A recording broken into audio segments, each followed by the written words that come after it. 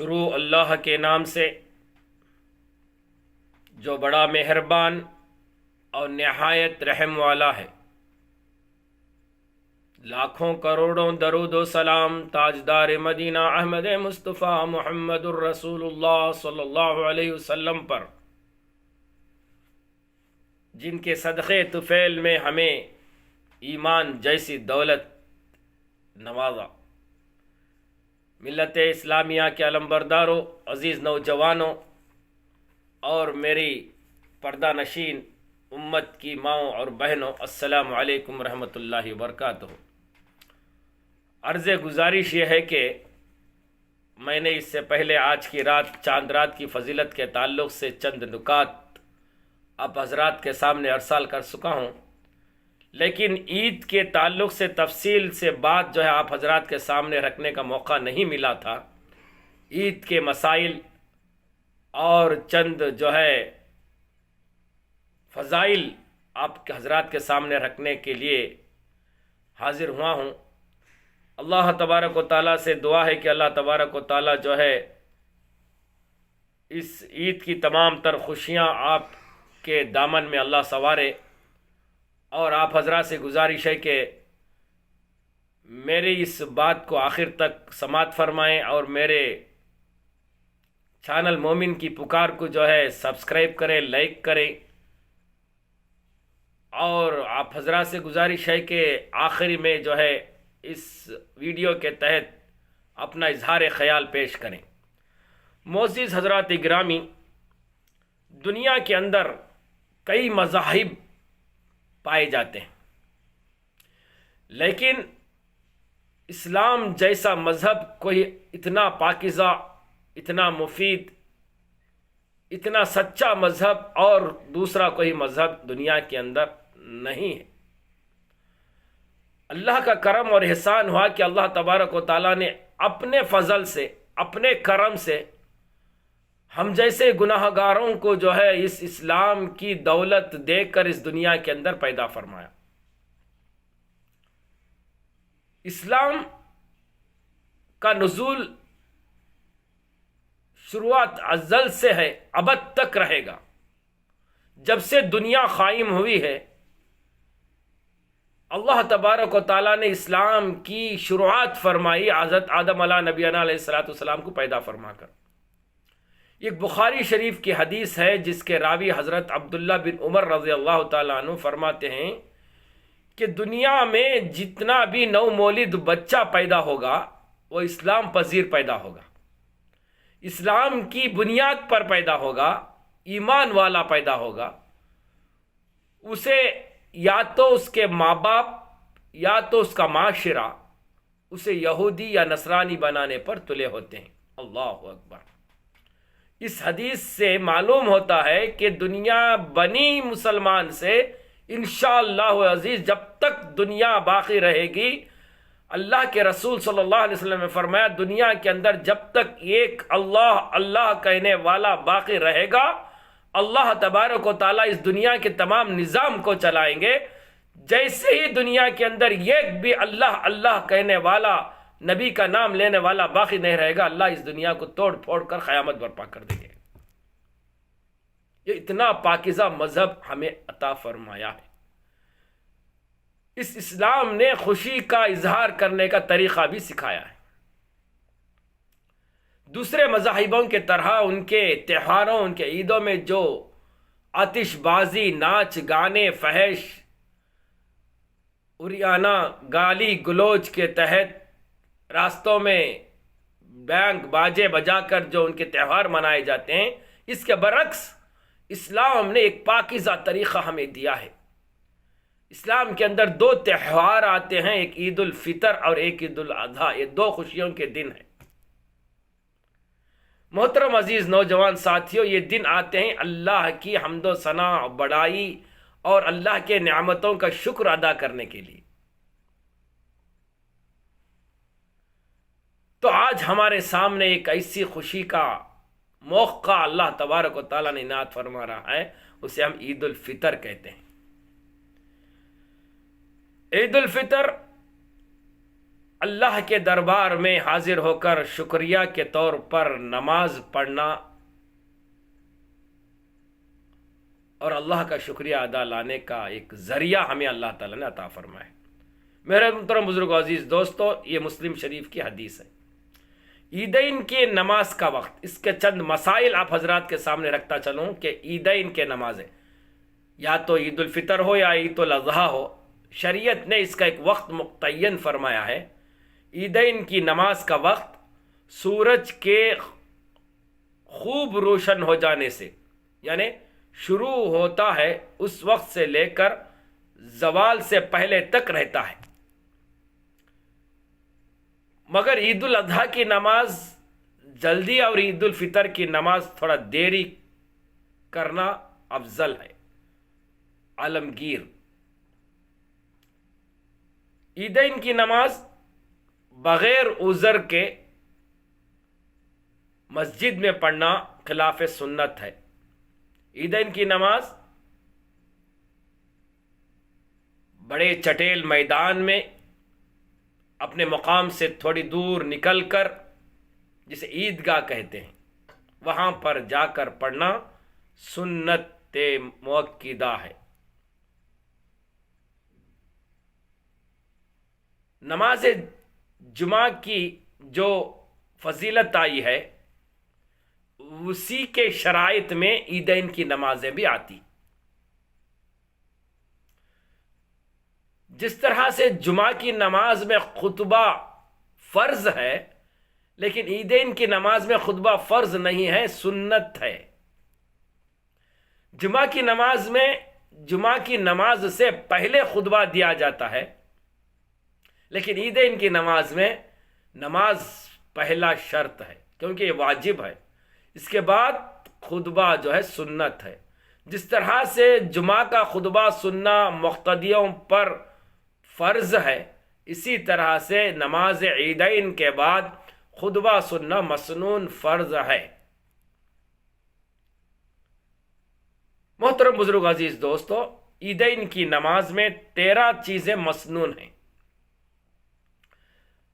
اس میں صبح سویرے اٹھنا، غسل کرنا، تیسرا مسواک کرنا، حسب توفیق، اللہ نے جسے دولت مال دیا حسب توفیق، جو روزانہ مرہ کی زندگی میں اپنے جو لباس پہنتے ہیں اس سے عمدہ لباس پہنے، یا استطاعت ہو تو نیا کپڑا خرید کر پہنے۔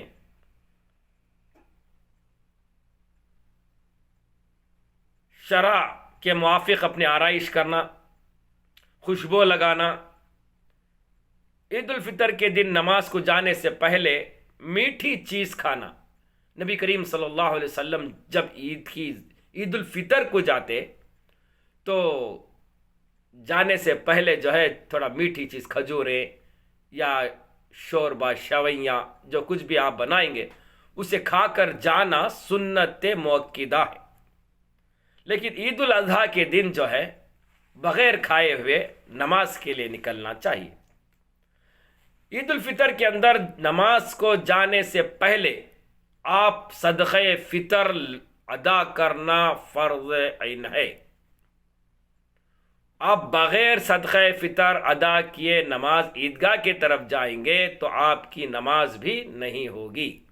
یاد رکھیں، جو مال غنیمت رکھتے ہیں، جسے اللہ نے مال دیا ہے اور جس پر حکم ہے زکوٰۃ کا، اور اس کے علاوہ جو روز مرہ کی زندگی کے اندر جو کھانے پینے اشیاء کے بعد جو بچت رقم آپ کے پاس رہتی ہے، ایسے حضرات ان پر جو ہے صدقہ فطر فرض ہے، واجب ہے، اس کو نکالنا چاہیے۔ غریبوں اور مسکینوں میں، محتاجوں میں، اپنے رشتہ داروں میں جو غریب ہیں ان کو دے کر آپ نماز کے عیدگاہ کی طرف جانا ہے۔ عیدگاہ میں نماز پڑھنے کے لیے پیدل جانا ہے، اللہ کی بڑائی کرتے ہوئے، اللہ کی حمد و ثنا کرتے ہوئے، اللہ اکبر اللہ اکبر اللہ اکبر، لا الہ الا اللہ اللہ اکبر، اللہ اکبر وللہ الحمد، اللہ अकबर कबीरा वल्हम्दुलिल्लाहि कसीरा व सुब्हानल्लाहि बुक्रतम वासीला। अल्लाहु अकबर अल्लाहु अकबर अल्लाहु अकबर। ला इलाहा इल्लल्लाहु अल्लाहु अकबर अल्लाहु अकबर वलिल्लाहिल हम्द।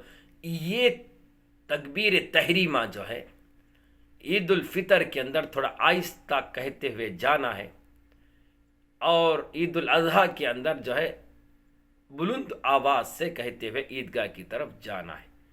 जाते वक्त एक रास्ते से जाना है और आते वक्त दूसरा रास्ता बदल कर आपको आना है। मेरे मोहतरम बुजुर्ग दोस्तों, इस खुशी के मौके पर मैं तमाम अहले ईमान की खिदमत में ईद उल फितर की पुरखुलूस मुबारकबाद पेश करता हूँ।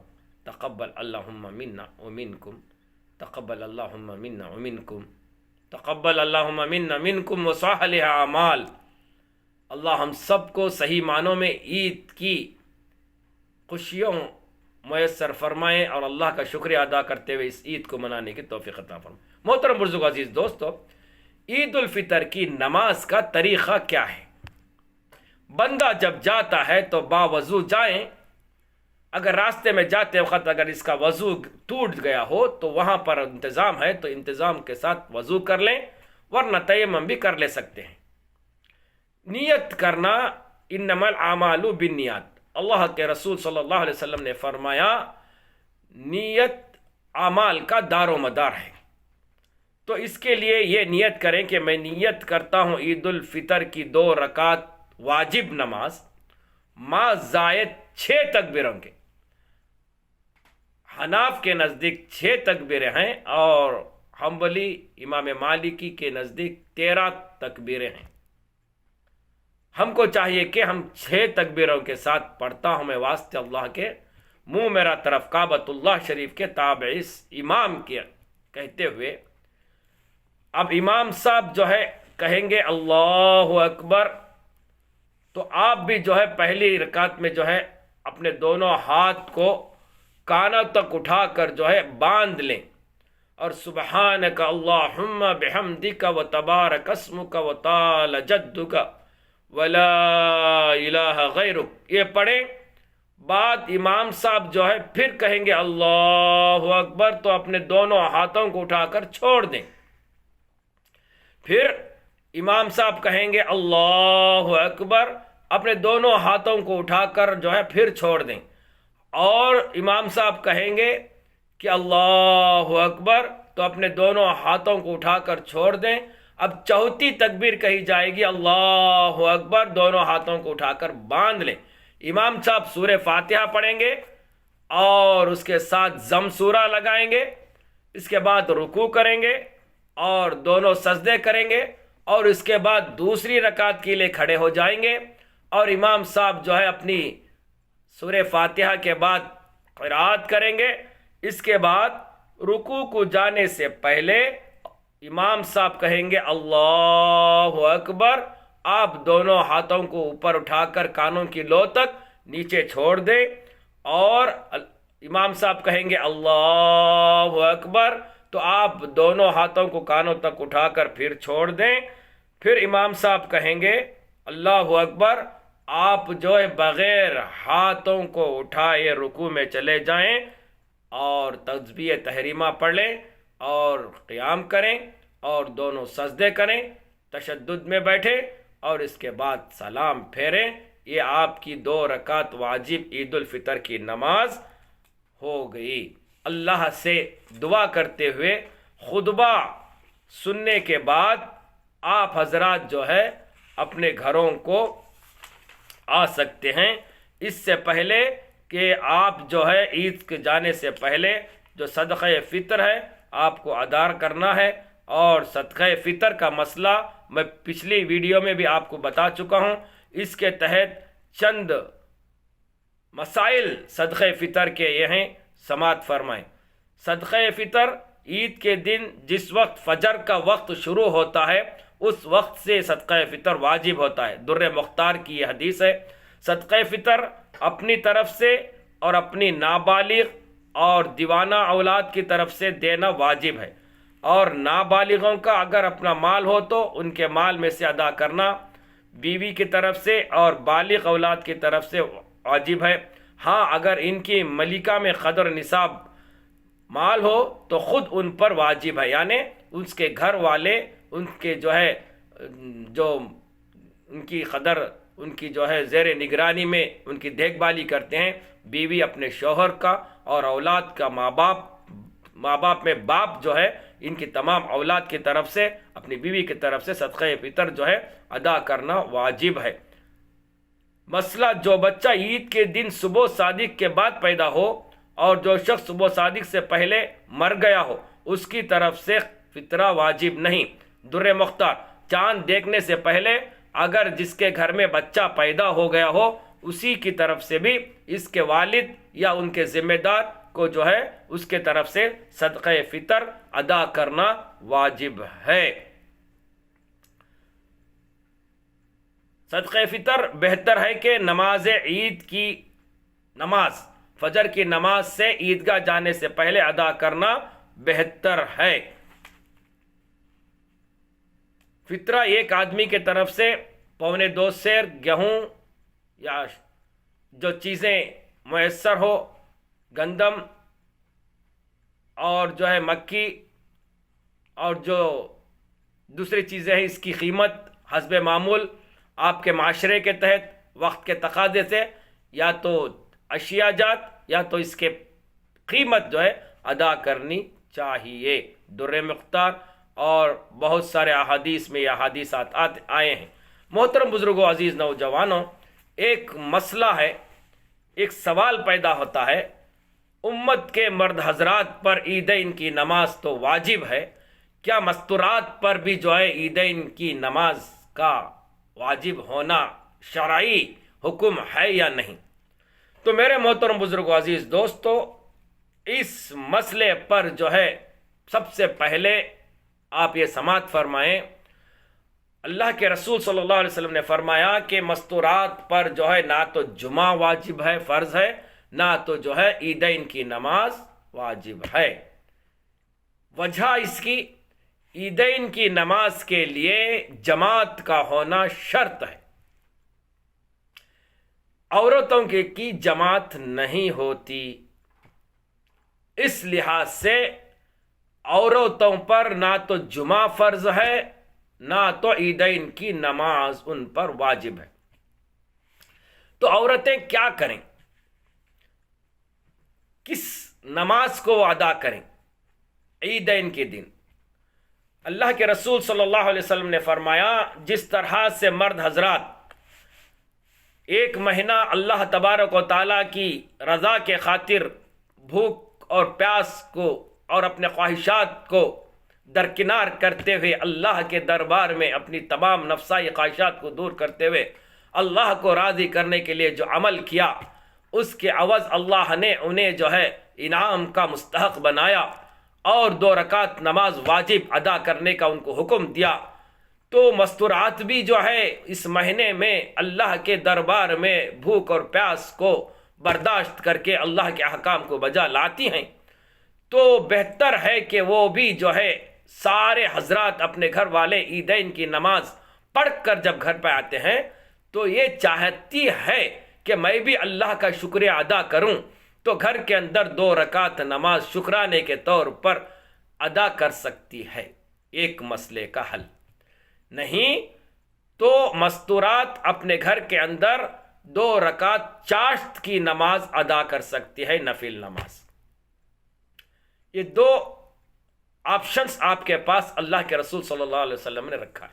تیسرا بھی ایک آپشنز ہے، میرے محترم بزرگوں، عزیز نوجوان ساتھیوں، اگر کسی عذر کے عوض اس گھر کے مرد حضرات گھر ہی کے اندر عید الفطر کی نماز ادا کر رہے ہیں جماعت کے ساتھ، مسئلے کو غور سے سنیں کہ جیسا لاک ڈاؤن کی وجہ سے پچھلی سال حکومت کی طرف سے اعلان کیا گیا تھا کہ مسجدوں میں نماز نہ پڑھیں، عیدگاہ کی طرف نہ جائیں، تو پورے ملک کے اندر ہو، پاکستان، بنگلہ دیش اور ہندوستان اور کئی دیگر ممالک کے اندر جو ہے عید الفطر کی نماز 2 سال سے گھروں کے اندر پڑھی جا رہی تھی، اپنے محلوں میں، اپنے خاص جگہوں پر جو ہے ایک جماعتیں، ٹولیاں بنا کر پڑھی جا رہی تھی۔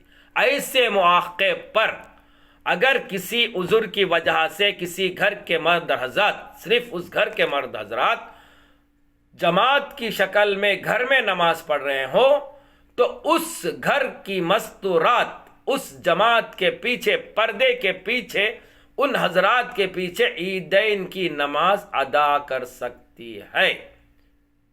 صرف اس گھر کی مستورات کے لیے اجازت ہے، دوسری گھر کے پڑوسی کے مستورات کی اس کے مسجد، اس کے جماعت میں شامل نہیں ہو سکتی۔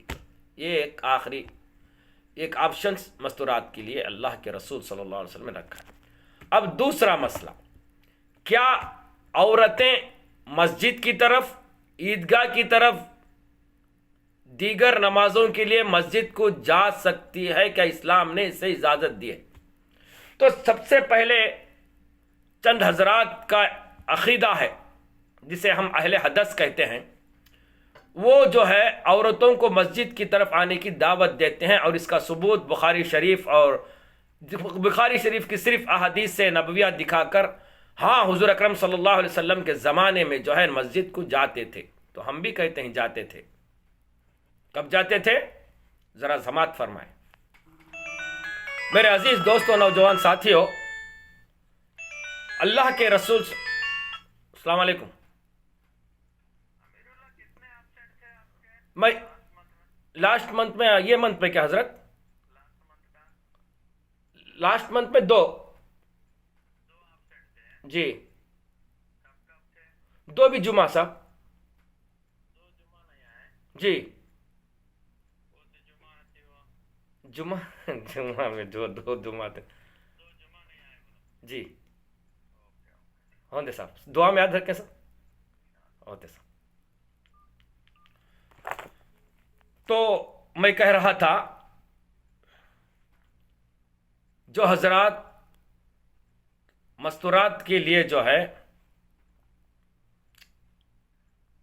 مسجد کو آنے کی دعوت دیتے ہیں، اور یہ بخاری شریف کی حدیث کے ذریعے سے وہ ثابت کرتے ہیں کہ نبی کریم صلی اللہ علیہ وسلم کے دور خلافت میں مستورات مسجد نبوی میں حاضر ہوتے تھے۔ جی ہاں، الحمدللہ۔ یہ موقع محل کیسا تھا کہ ابھی اسلام کی شروعات تھی، ابھی اللہ کے احکام نازل ہو رہے تھے، دین مکمل نہیں ہوا تھا۔ اس بات کو یاد رکھیں محترم بزرگوں، عزیز نوجوان ساتھیوں، ابھی دین مکمل نہیں ہوا تھا، اسلامی شرعی، اسلامی قانون کی ابتدائی مرحلے تھے، قرآن کا نزول ہو رہا تھا، اور مستورات کے پردے کی کوئی آیتیں اس وقت اللہ کی طرف سے نازل نہیں ہوئے تھے۔ تو اس وقت میں صرف نماز کا حکم تھا، پوری امت کو نماز پڑھنے کا حکم تھا، 5 وقت کی نماز ان پر عائد کی گئی تھی، 50 کے ذریعے 5 پڑھی جاتی تھی اور 50 کا ثواب دیا جاتا تھا۔ اس وقت اللہ کے رسول صلی اللہ علیہ وسلم کے دور میں مسجد نبوی میں مستورات آیا کرتے تھے، بات صحیح ہے حد تک، اس مقام تک۔ اس کے بعد جب اللہ تبارک و تعالیٰ کا حکم نازل ہوا، قرآن مجید سورۃ الاحزاب آیت نمبر 33 اٹھائیے اور پڑھیے، یہ اللہ کا کلام کہتا ہے، کیا کہتا ہے؟ وَقَرْنَ فِي بُيُوتِكُنَّ وَلَا تَبْرَجَنَّ تَبْرَجَ الْجَاهِلِيَّةِ الْأُولَى وَأَقِيمِ الصَّلَاةَ وَآتِينِ الزَّكَاةَ وَآتِينَ اللَّهَ وَرَسُولَهُ إِنَّمَا يُرِيدُ اللَّهُ لِيُذْهِبَ عَنْكُمُ الرِّجْسَ أَهْلَ الْبَيْتِ وَيُطَهِّرَكُمْ تَطْهِيرًا۔ اللہ نے امت مسلمہ کے مستورات سے مخاطب ہو کر فرماتا ہے، یوں کہتا ہے کہ تم اپنے گھروں میں قرار سے رہو۔ یہ میں نہیں کہہ رہا، یہ کوئی اہل حدیث کا ملا نہیں کہہ رہا، یہ اللہ تبارک و تعالی براہ راست حضرت جبرائیل علیہ السلام کے ذریعے سے حضرت محمد الرسول اللہ صلی اللہ علیہ وسلم پر یہ وحی قرآن نازل فرما کر تنبیہ کہہ رہا ہے کہ تم اپنے گھروں میں قرار سے رہو۔ اس وقت آج سے 1400 سال پہلے یہ تنبیہ کی جا رہی ہے، اور قدیم جاہلیت کے زمانے کی طرح اپنے بناؤ اظہار نہ کرو، اور نماز ادا کرتی رہو اور زکوٰۃ دیتی رہو اور اللہ اور اس کے رسول کی اطاعت گزاری کرو۔ اللہ تعالیٰ یہی چاہتا ہے کہ اے نبی کی گھر والیو، تم سے وہ ہر قسم کی گندگی کو دور کر دے اور تمہیں خوب پاک کر دے۔ اللہ یہاں پر پوری امت کے سوا اللہ کے نبی صلی اللہ علیہ وسلم کے اہل بیت کے گھر والوں کو بھی تنبیہ کر رہا ہے۔ میرے عزیز نوجوان ساتھیوں اور بزرگوں، جب اللہ کا حکم نبی کے گھر والوں کو یہ کہہ رہا ہے کہ تم گھر کی 4 دیواری کے اندر رہو، نماز کی پابندی کرو اور پاک و صاف رہو، اس وقت آج سے 1400 سال پہلے اللہ نے مستورات کو گھر میں رہنے کا حکم دیا اور گھر کے اندر 4 دیواری کے اندر رہ کر اپنی عبادت، اپنے تمام فرائض کو انجام دینے کا حکم دیا۔ تو بات آپ خوب سمجھ لیں کہ عورت کو باہر کسی مرحلے میں بھی جا کر اللہ کی عبادت کرنا منع ہے۔ اس کے بعد اللہ کے رسول صلی اللہ علیہ وسلم کی ایک حدیث بھی ارشاد سناتا ہوں، سن لیں، جس کے راوی حضرت عائشہ رضی اللہ تعالیٰ عنہ ہیں۔ امت کی ماں فرماتی ہیں، لو ادرک رسول اللہ صلی اللہ علیہ وسلم ما حدثن نساء مناہون المسجد۔ یہ اس وقت حضرت عائشہ رضی اللہ تعالیٰ عنہ نے فرمایا تھا۔ یہ حدیث صحیح البخاری جلد نمبر 1 صفحہ نمبر 120 میں لکھی ہے، اور صحیح مسلم شریف جلد نمبر 1 صفحہ نمبر 180 پر 3 میں لکھی ہے۔ حضرت عائشہ رضی اللہ تعالیٰ عنہ سے روایت ہے، اگر حضور صلی اللہ علیہ وسلم آج کے ماحول کو دیکھ لیتے تو عورت کو مسجد میں آنے سے منع فرماتے۔ میں نہیں کہہ رہا، یہ امت کی ماں کہہ رہی ہے۔ حضرت عائشہ رضی اللہ تعالیٰ عنہا فرماتے ہیں کہ اس وقت کہہ رہی ہے، آج سے جب حضور اکرم صلی اللہ علیہ وسلم کا وصال ہوا، حضرت عمر رضی اللہ تعالیٰ عنہ کا خلافت دور آیا، تو اس وقت کے حالات کو دیکھ کر حضرت عمر رضی اللہ تعالیٰ عنہ نے مسجد میں عورتوں کو آنے کے لیے تنبیہ فرمائی، مسجد کی طرف آنا ممنون ہے۔ تو اس وقت حضرت عائشہ رضی اللہ تعالیٰ عنہ نے یہ حدیث فرمائی تھی۔ اس وقت کے حالات اتنے نازک تھے کہ اگر عورت بناؤ سنگار کر کے مسجد میں جاتی تو فتنہ ہوتا۔ ایسے حالات کو دیکھ کر حضرت عائشہ رضی اللہ تعالیٰ عنہ فرماتے ہیں، اما عائشہ رضی اللہ تعالیٰ عنہ، کہ ایسے حالات کو نبی کریم صلی اللہ علیہ وسلم دیکھ لیتے تو اللہ کے رسول صلی اللہ علیہ وسلم خود منع فرماتے عورتوں کو مسجد میں آنے کا۔ اب جو حضرات امت کو بہکا کر، امت کے مستورات کو مسجد کی طرف گھسیٹ کر ان کی عزت کے آبرو کی طرف انگلیاں اٹھانے کے اوپر آمدہ ہوتی ہیں، وہ حضرات غور کریں اور امت کو بہلانے سے، امت کو بکلانے سے، امت کو غلط راستے پہ لانے سے بچائیں۔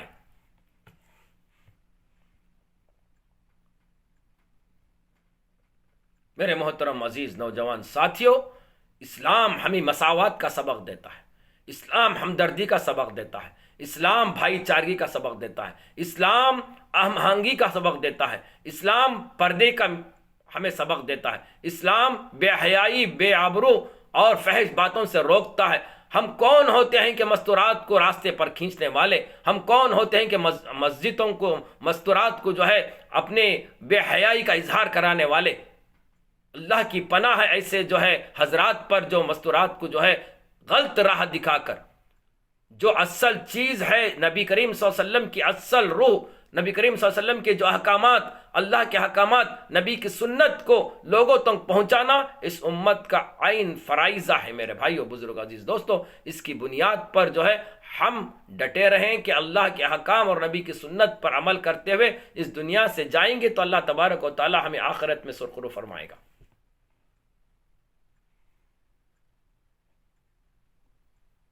تو میرے محترم بزرگ دوستو، میں اس موقع پر زیادہ آپ حضرات کے سامنے کہنے سے درگزر ہوں۔ بس یہ چند مسائل عید کے تھے جو لیلۃ الجائزہ کے موقع پر میں ادا کرنا چاہتا تھا، لیکن ادا نہیں ہو سکے، اس لیے پھر سے جو ہے ویڈیو بنا کر آپ حضرات کے سامنے پیش کر رہا ہوں۔ برائے مہربانی اسے جو ہے بغور سماعت فرمائیں، اور جو ہے عید کی تمام خوشیوں میں آپ اور اپنے گھر والے شامل ہوئیں، اور صحیح معنوں میں عید منائیں۔ پٹاخے بازی، عید کے بعد سنیما گھروں کو جانا، پارکوں کو جانا، رستے میں غول شور کرنا، یہ سب اسلام کے شرعی قانون کے خلاف ہے۔ میرے محترم بزرگو دوستو، عید کی نماز پڑھو، عید کی نماز کے بعد اپنے گھر والوں کے ساتھ اللہ نے جو تمہیں دیا ہے اچھا پکاؤ، اچھا کھاؤ، اور اس کے ساتھ غریبوں کو، مسکینوں کو، محتاجوں کو۔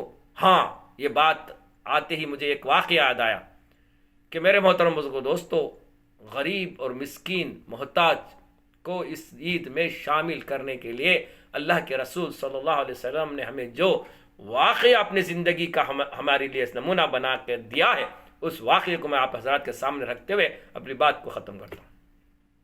معزز سامعین اکرام، اللہ کے رسول صلی اللہ علیہ وسلم عید الفطر کے لیے اپنے دونوں نواسے حضرت امام حسین کو لے کر جو ہے عیدگاہ کی طرف جا رہے تھے۔ راستے میں کھڑا ہوا، دیکھا کہ ایک بچہ رو رہا تھا۔ آپ نے آگے جانے سے پہلے اس بچے کے پاس گئے اور حالات دریافت کی کہ بیٹا کیوں رو رہا ہے؟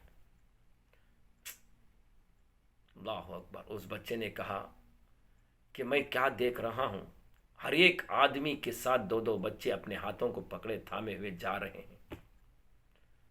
میں یہ سوچ رہا ہوں کہ میری دنیا میں نہ تو کوئی والد ہے نہ تو والدہ ہے، میں لاوارث ہوں۔ اگر میرا بھی باپ موجود ہوتا تو میں آج جو ہے میں بھی ان کا ہاتھ تھامے ہوئے اس عیدگاہ کی طرف جاتا۔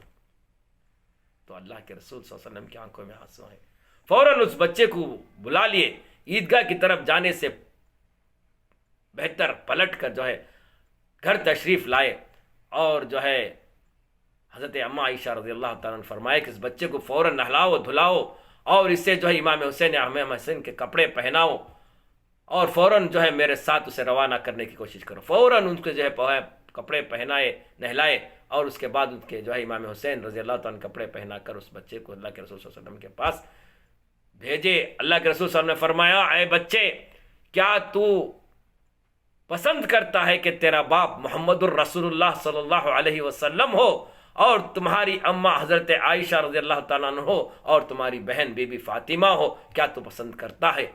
اللہ اکبر، اللہ اکبر۔ اس بچے نے مسکرایا اور اللہ کے رسول صلی اللہ علیہ وسلم کے گلے لگ لیا اور رونے آنسو لگا۔ میرے محترم بزرگوں دوستو، یہ تھی محتاجوں کے ساتھ ہمدردی، سلوک، غریبوں، مسکینوں، ہمسایوں کے ساتھ یہ سلوک۔ نبی کریم صلی اللہ علیہ وسلم نے ہر عمل کر کے بتلا دیا کہ امت کو اس پر عمل کرنا بے حد ضروری ہے۔ اس لیے جو ہے اللہ نے جو ایک ذریعہ دیا ہے کہ آپ کو صدقہ فطر نکال کر، زکوٰۃ نکال کر اس عید الفطر میں غریبوں کی، ہمدردوں کی، بیواؤں کی، ہمسایوں کی جو ہے آپ جو ہے مدد کریں اور ثواب دارین حاصل کریں۔ اس موقع پر جو میں اتنا ہی کہتے ہوئے اپنی بات کو ختم کرتا ہوں۔ آخر میں پھر ایک مرتبہ آپ حضرات کی خدمت میں جو ہے اس خوشی کے موقع کی مبارکباد پیش کرتے ہوئے تقبل اللہم منا منکم صالح اعمال کہتے ہوئے اللہ تبارک و تعالیٰ سے دعا ہے کہ اے اللہ، ہم نے یہ سارا مہینہ پایا، اور جس طرح سے اس کی قدر و منزلت ہمیں کرنی تھی نہیں کی، مولا ہمارے جرم عظیم کو معاف فرما، ہمارے گناہوں کو نیکیوں میں بدل دے۔ اے مولا، امت کو ہدایت عطا فرما، ہمارے امت کو دین کی صحیح سمجھ عطا فرما، امت کو امر بالمعروف نہی عن المنکر کرنے کی توفیق عطا فرما۔ یا اللہ، ہمارے تمام والدین جس کے زندہ ہیں، اے اللہ انہیں خوش نصیب ہیں، ان کی خدمت کر کے انہیں جنت حاصل کرنے کی توفیق عطا فرما۔ اے اللہ، ہمارے والدین کو جنت الفردوس میں اونچا اعلیٰ مقام عطا فرما۔ اے اللہ، ہمارے گھروں میں جتنے بھی مرحومین اس دنیا کو چھوڑ کر الوداع گئے ہیں، اے اللہ ان کی مغفرت فرما، ان کے درجات کو بلند فرما۔ اے اللہ، ان کے قبروں کے عذاب سے انہیں محفوظ فرما۔ اے پروردگارہ، امت مرحومہ کی مغفرت فرما، امت مرحومہ کے تمام درجات کو بلند فرما۔ اے مولا کریمہ ہمارے تمام اہل خانہ کے افراد کے جائز مقاصدوں کو پورا فرما، اہل عیال کی جائز مقاصدوں کو پورا فرما، ان کی تمام خوشیوں کو اے اللہ ان کی خوشیوں میں ہے نا ہم سب کو شامل فرما، ان کی عبادات کو قبول فرما۔ اے اللہ اے مولا کریم ہمارے ماتحت جو حضرات ہمارے ذمہ دار ہیں اے اللہ ان کے جان و مال و ایمان میں ترقی عطا فرما، انہیں صحت تندرستیت عافیت عطا فرما، انہیں بلندیاں عطا فرما۔ اے مولا کریمہ اس خاص کر امت مسلمہ کی حفاظت فرما۔ اے اللہ جہاں جہاں پر فسادات ہو رہے ہیں اے اللہ اسے تھام لے۔